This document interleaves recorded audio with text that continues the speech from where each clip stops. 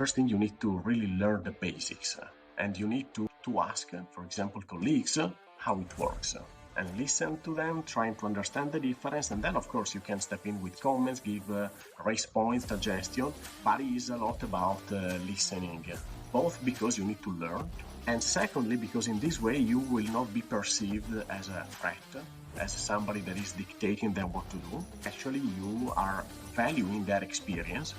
You are going in an unknown territory. You cannot be the one simply blindly dictating what to do. You need to listen and let them open up. This is Gloneration Podcast, conversations around the new generation of global talents and brands. Ciao, I'm your host, Simona Lodolo.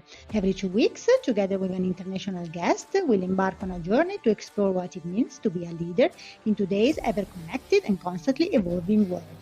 My guests, manager, entrepreneur, and standout figures from around the globe, are shaping the future of culture, economics, and society. Their stories, experiences, and visions are here to inspire the new generation, the Gloneration. Ciao everyone, with me in this new episode of the Gloneration Podcast, a special friend, a lawyer like no one I have ever met. Nicola Aporti, Food Regulatory Manager at Ferrero. Ciao Nicola! Ciao Simona! Thanks for having me here. Thanks for coming and welcome to the Gloneration Podcast. I'm very happy to be here. I followed your project and it's very fascinating. As I mentioned, Nicola is an Italian qualified lawyer with international and multi-jurisdiction experience. Nicola went through a broad training in civil litigation, commercial and corporate law in Italy, European Union, Australia and China. Over the year, you specialized in food regulations and assisted several food companies in their international expansions. When and why did you decide to take this path? I think the path shaped itself on the way. It comes maybe originally from two big passions of mine, travels and food. What is the law? The law was the background of all of this, but let's say it's not easy for somebody to have the passion of the law since a very young age. It was not my case.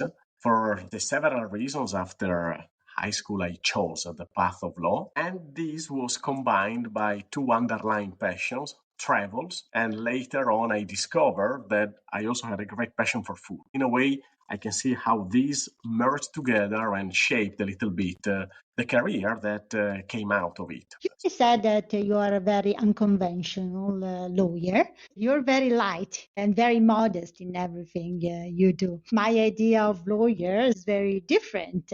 So how come did you kind of marry this very serious path with a very light, curious approach of yours? There are many different kinds of styles of lawyers. So you have litigators, and that's maybe where the, let's say, more aggressive trait come out, although not necessarily, again. Then you have lawyers maybe more focused on advisory, which is what I have mainly been doing in my career. But beside that, I believe that you can achieve results not necessarily by an aggressive behavior. I like to interact with people, and I believe and I experience that it can be equally, if not more, successful on the long term.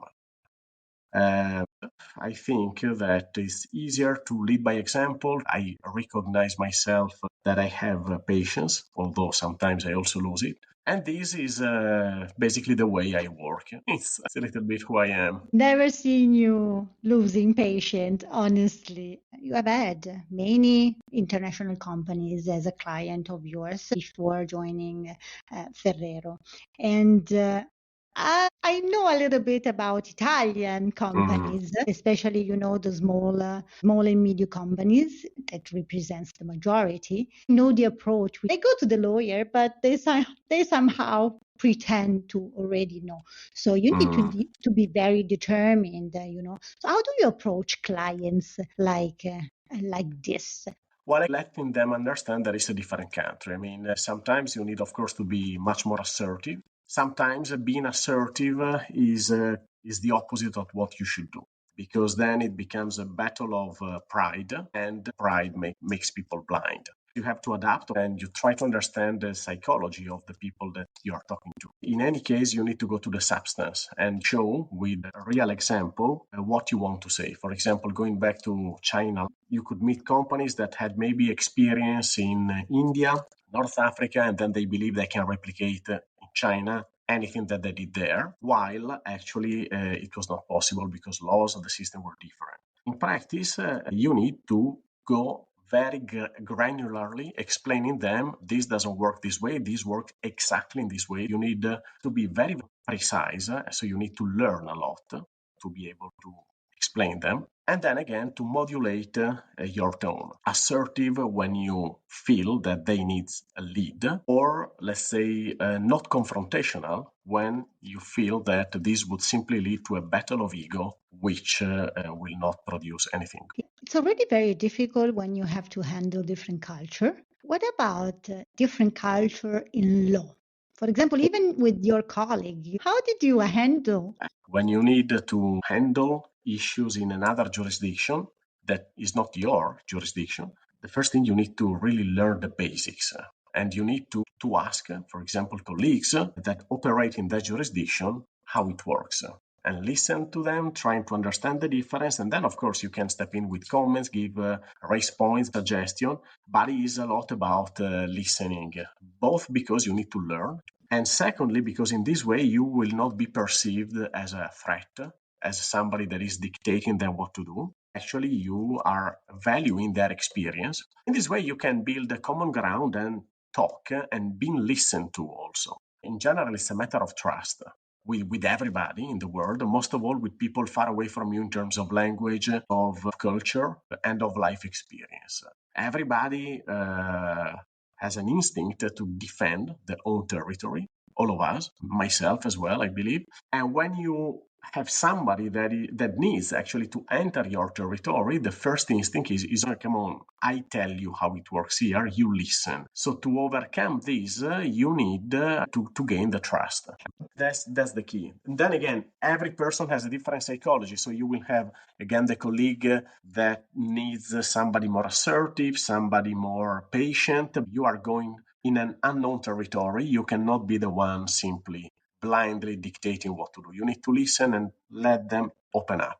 It's not a perfect world, so sometimes things don't work, and you need to adopt other strategies, escalations, etc. But I think the first step should be always trying to really to build a bridge. And Nicola, the fact of having different experience in different legislation, is this an advantage, or is it making more complicated everything? So that's a very good question, Simona. So many times joking, I say that the more you know, the more you suffer. Law is an amazing topic in this regard because law is always changing. The Italian law I graduated in 22 years ago, 50%, 30% does not exist anymore.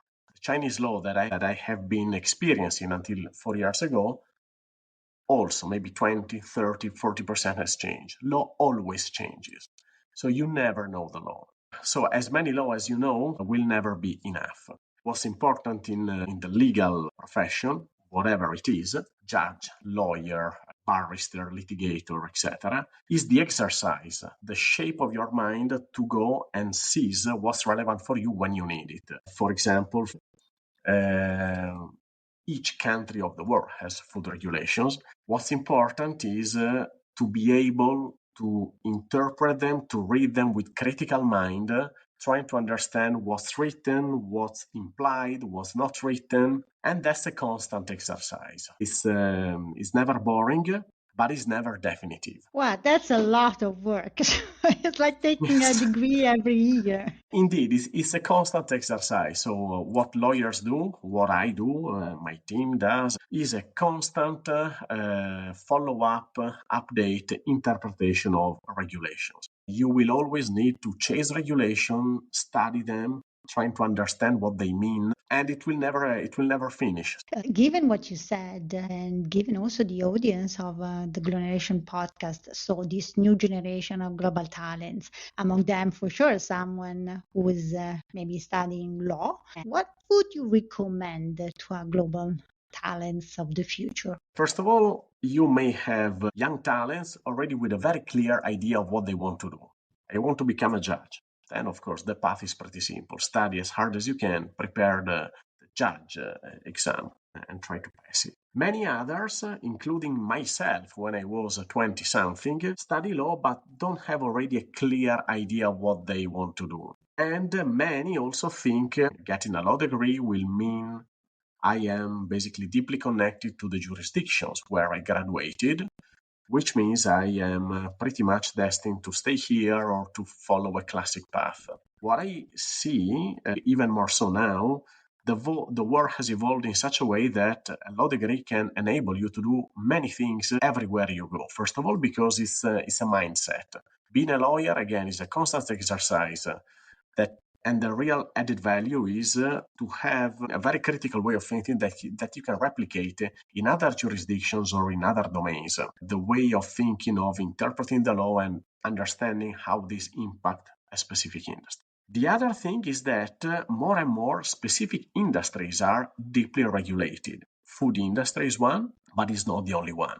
You have a more and more vertical regulation for financing, for bankings, for media, communications, pharmaceutical, for copyright, so for anything which is related also to art. The law is developing in such a way that you can combine it also with passion of yours. So it's very interesting how you can combine law with specific passion. This is something that back when I graduated was not happening or at least was not known. I think it's a recommendation I can give to young talents is be creative and see how law can support industries or activities for which you really have a passion, and you combine it.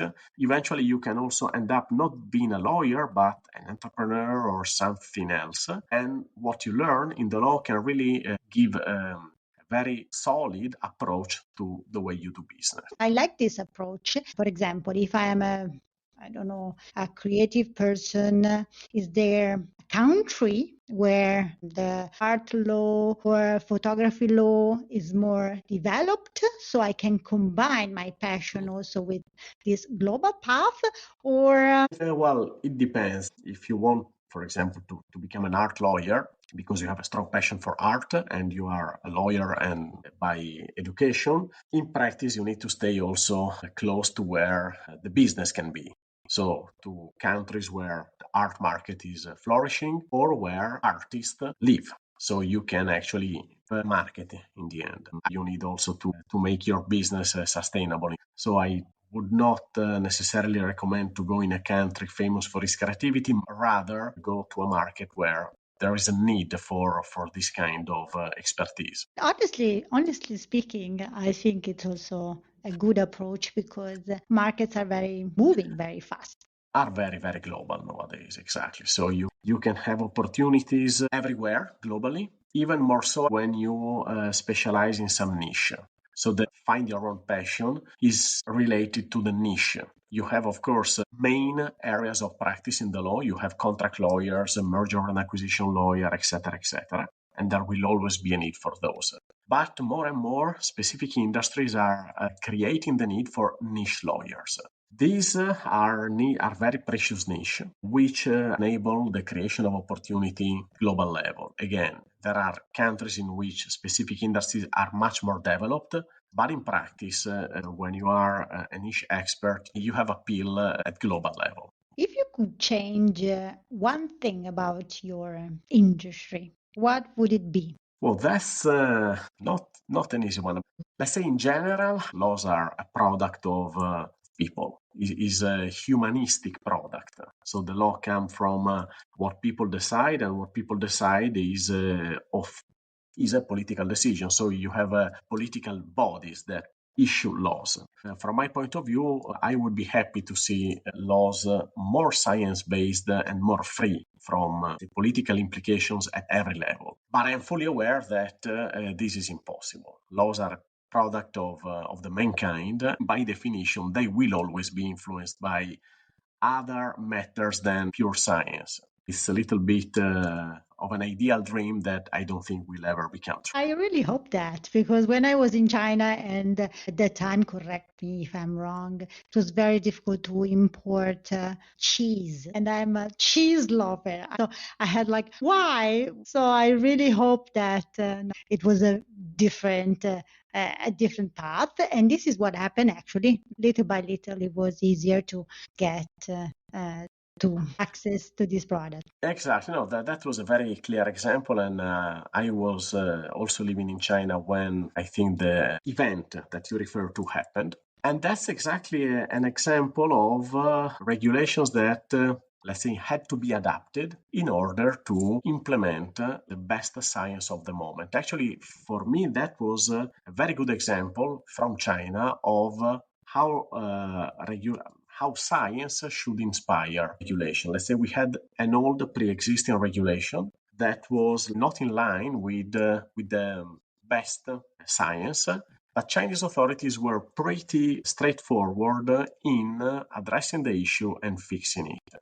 When it comes to food, of course, we need to consider not only, let's say, the political discussions that can influence a regulation. Let's think about all the discussions around the world about GMOs or innovative ingredients. From whatever side, there is a big debate. But let's also think about the fact that many times countries, all of them have an interest to protect at some point their own producer and their own market. And this is why we still have many conflicting approaches on some regulatory topics. We have discussions at international levels which are inspired by science. But in the end, these discussions remain among states, which in practice have conflicting interests. So it's also fascinating to see how this is constantly evolving at international level, how science is a part of the picture, but in practice is not the only driver for regulations.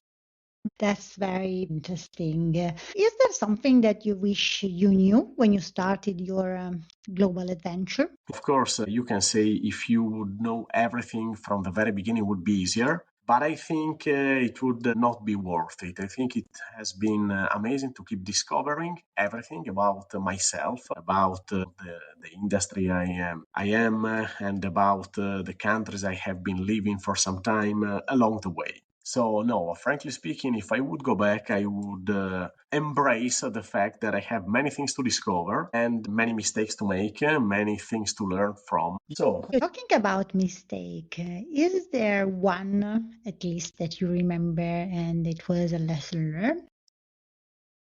yeah, I mean, there are many mistakes I've done, and I believe I still will do in my career, hopefully less and less. It's something that happened one of my first years when I was in China. We had to analyze custom regulations, give an opinion about what were some taxes implications on their trade. It was a pretty complicated research, and I asked the support of a Chinese colleague of mine. She still is very, very expert in custom matters. So we had a meeting, and I basically asked her to prepare an opinion for the client, so that we could explain them what they could do and what they should have done differently. My colleague did, I think, very deep research, and she came directly at the meeting with me and the client, delivering the opinion. And the opinion says there is no problem. We say, sorry, what do you mean there is no problem? We checked and there is no problem. Of course, the client was wondering what this meant, was half happy, but he was not fully satisfied, wanted to know more. After the meeting with my colleagues, we debriefed. Behind this very simple answer from her side, there was actually a very deep analysis. But from her point of view, it was not necessary to show all the long steps of analysis to the client, because all that matters was the result. There is no problem. From my side, what I learned from that case was that, first of all, delegation needs to be done more carefully in a more structured way, but also that there is a different cultural approach. And there was also a very different role. I was the one that had to take care of the client, meaning making feel comfortable in what they were doing. She was the one doing research and digging the data. So back then I was pretty junior, and I, let's say, assumed that everything would be properly explained to the client. But in practice, I underestimated some cultural differences, some difference of role that have had a very different impact on how you do your job. And I learned a lot from that. This is still a case I remember. Now it makes me laugh. In the end, we had a second meeting with the client in which we duly explained everything, and the client was pretty satisfied. But again, this opened my eyes. I mean, the results, I understand that it was done with pretty good intention and giving like some reassurance, which is something that is super important for Chinese culture. But of course, probably the client was international. They need to know more about the process.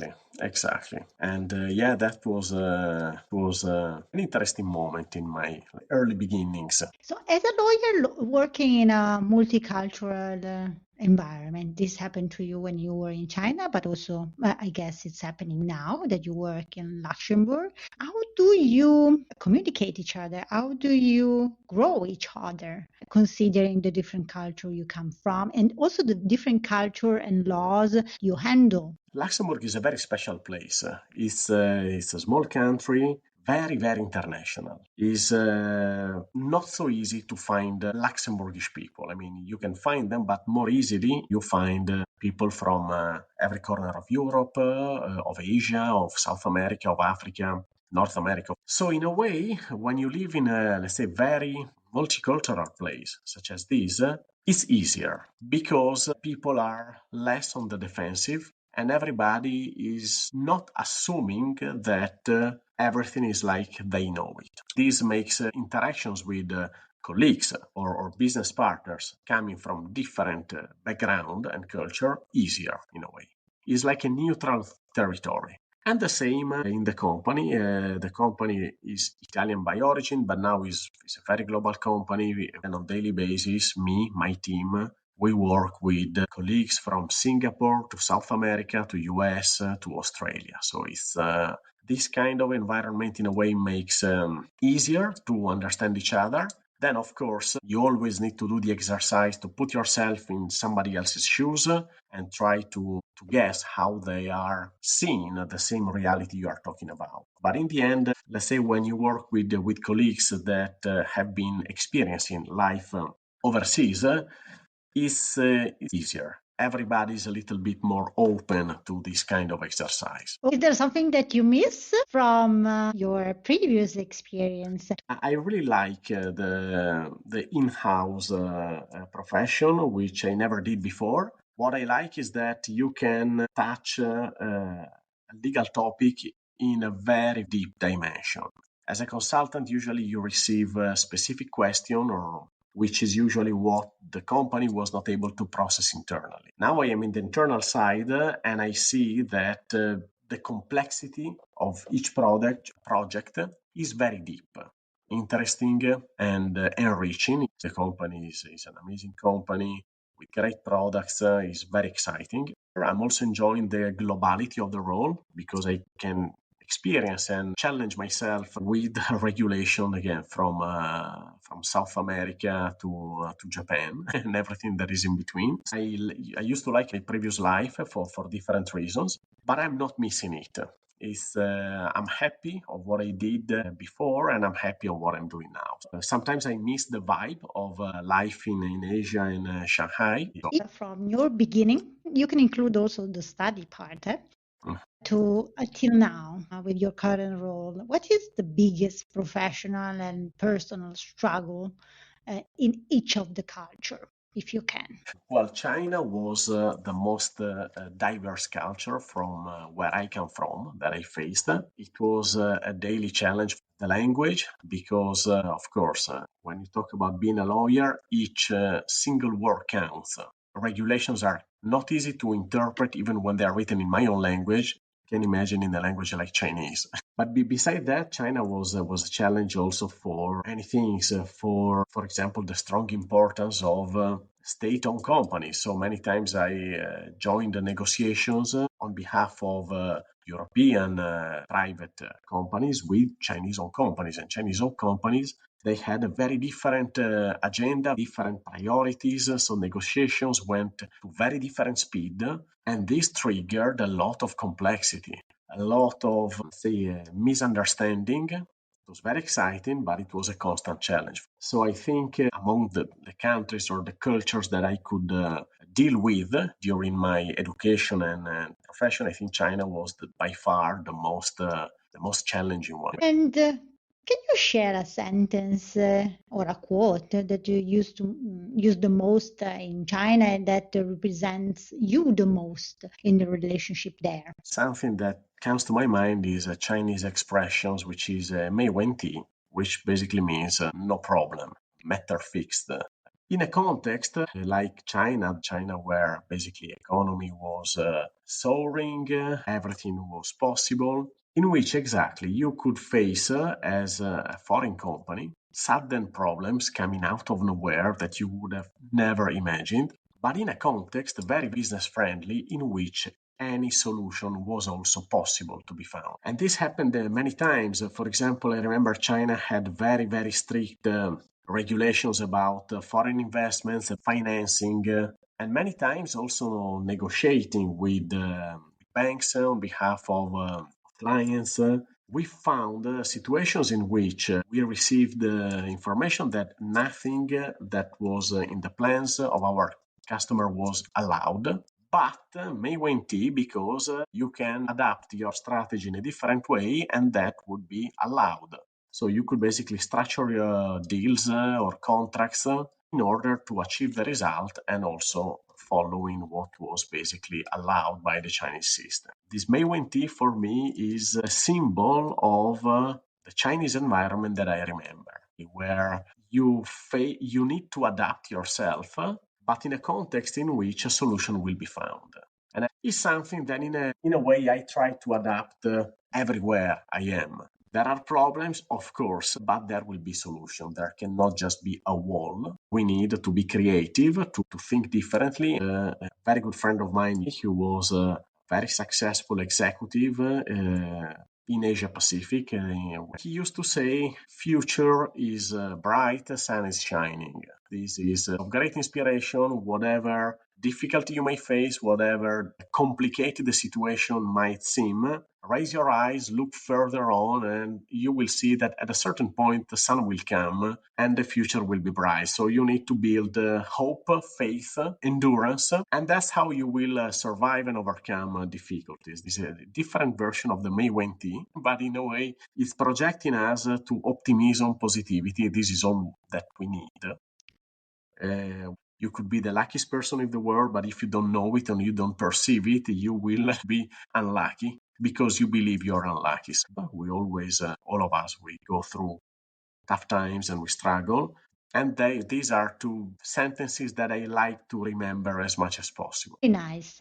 And if you were not a lawyer, what other career would you have perceived maybe? When I was a child, I wanted to become a travel journalist, a travel writer. Somehow you were a writer when you were in China because you had your own blog. Yeah, exactly. So I had a passion of writing and I was writing a blog. I was very active in publishing works about food regulations. So yeah, that's true. That's a passion that still accompanied me through the years. Now I'm not writing any longer. I have I think less time. Also, my family is bigger than before, so I think after work my brain goes to my kids and my energies. You mentioned your kids. Of course, Yeah. they are quite little, two beautiful kids. If ever they will tell you, okay, Dad, I want to be a lawyer like you. Mm-hmm.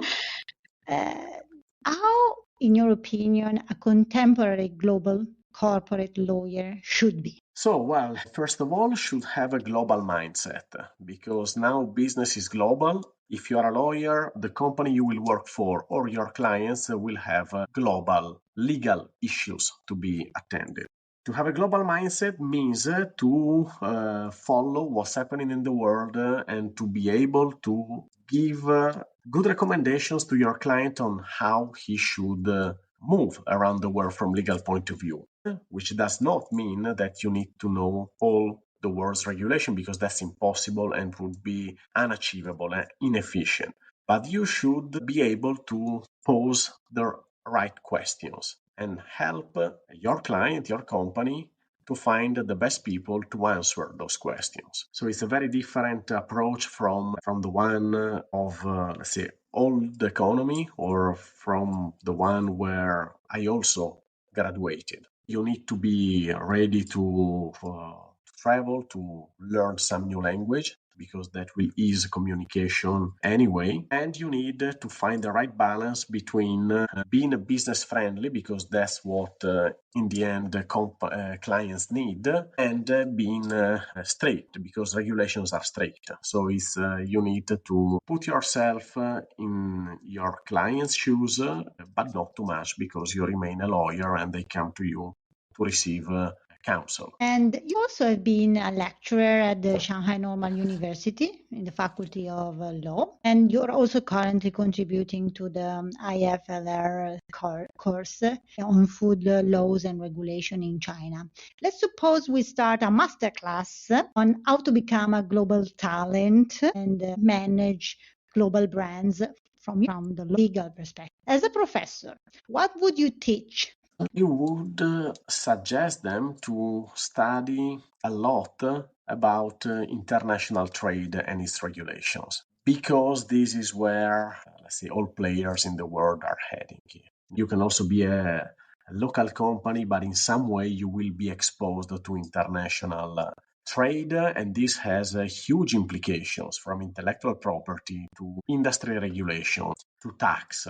So if you can understand the basics of international trade dynamics, this will open your mind a lot in terms of what are the questions you need to ask, what are the possible complications and the factors that affect the business and your work as a lawyer. In terms of soft skills? My personal advice would be to train what is often described as compassion, in the sense of trying to build a common feeling with whomever you are talking with, because this will help to build bridge to be more effective in spreading your influence and also to learn. Then, of course, there are several sets of soft skills, depending also of what you believe in, what are your values. Other people could say train assertivity, train, let's say, the way to also be aggressive. Everything can help in life in different dosage, but I believe personally that, let's say, compassion, empathy builds more bridges than anything else. So I think this is something very important to train, to build, most of all in the global world we are living in. I think that you would be perfect as a professor in be taking not so serious your very serious job, because you are a very, very, really, you are a very serious person, but you never take yourself too much too serious. And I think this makes you very unique. No, thanks, Simona. That's true. When it comes to law, everybody usually assumes it's a very serious matter. So communicating in another way, I think, is very good to build an understanding. Then again, many people take themselves very, very seriously. Sometimes this can help, sometimes this can break the empathy. I think empathy is very, very important. So as much as possible, if to build some more empathy, I need to make a joke or to, let's say, present myself in a less serious note, I'm happy to do it. Because law is tough for a lawyer. For a non-lawyer, it's even more so. Having this empathetic capability makes the communication, but also the relationship much more efficient and easier. I believe also that it's important to make people feel happy to work with you or to support you. So until I really need, I like to stay in a relaxed and empathic way. If it doesn't work, then of course I need to behave differently. So, Nicola, a funny situation you found yourself in your international life. Well, there are many situations pretty funny. I remember at the very beginning, even just going on the subway or walking in the street, you could notice that somebody was pretending to send an SMS with their mobile phone, but actually they were taking a picture or a video. Back then, still, you didn't have so many foreigners, so many people found pretty strange the appearance of European. I felt like a celebrity, but I was definitely not a celebrity. It was very funny because I started to smile, so they obviously understood that I had found them, and then, well, everybody was laughing. Living internationally, you expose yourself to a lot of unusual, unexpected situations. Now get ready for our Gloneration game. So I will mention few areas or life skills, and you need to answer whether you feel global or local. And by local, you can also mention a specific country. Like, let's start with the food, global or local. I love Italian food, but actually I love food from all the world. So, okay, let's put it global. Education. I have a local education that was done in Italy, and then it opened up afterwards, but at the beginning was a local education. Sport. Global. Creativity. I'm not a very creative person, so I would say Family. global. My wife is Japanese. My kids were born in Shanghai. We live in another country now, so I think it's a global family. Arts and culture. Global. Beauty or appearance. Global. Design. I like Italian design. Music. Global. Movies. Global. Holidays or destination. Global. I would go literally everywhere. Management. Time management, Anglo-Saxon. I am pretty precise. Problem solving. Local. I have some Italian approach to problem solving. Empathy. Italians are pretty empathic, so I believe it's from my Italian origin. Emotional intelligence. Comes from exercise and context with the global context. Leadership style. Global. Strategic thinking. Same, I would say. Last, global. Team management. You should ask my team, but until that moment, I would say global. This is something that I must ask you. What's your favorite Ferrero product when you were a kid, and now? As many people of my generation, I grew up with Ferrero products. Nutella bread, it was breakfast or afternoon snack, Kinder chocolate, Kinder Surprise, of course, for children, including myself, was something very, very special. I really still love those products that I just mentioned and then I grew up with. So I'm sticking to the classics. I think you're joined by many other friends of ours in this speak you did. It's so nice to see that international kids, regardless their origin, culture, liking exactly the same things we loved when we were kids, because many things disappeared. Of course, every place has its own local specialties, but then you have some global products that many people recognize in, and we are happy to provide some of these products. What is next for you, Nicola? What is next is what I'm doing now. I see long term. When I'm, let's say, very happy of where I am, I don't look anything next but growing and making better and better what I'm doing for Ferrero. So, let's say, expanding and improving more and more what I'm doing. What to say, Nicola? Thank you so much for your time, your energy, and your beautiful story. It's my pleasure, Simona. Thanks for having thought of me and for having me here.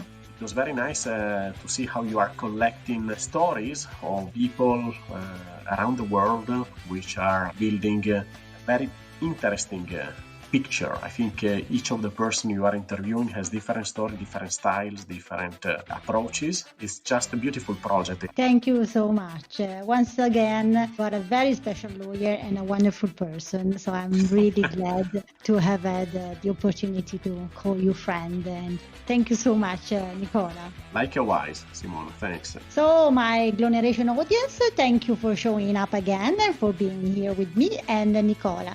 If you have any friend who wants a career like the one of Nicola, so being a global lawyer, you've got to share the episode with them. Do it now. If you are curious to know more about my guests and their stories, check out our website, gloneration.com. Thanks again. Grazie. Next episode is in 2 weeks. Ciao, ciao.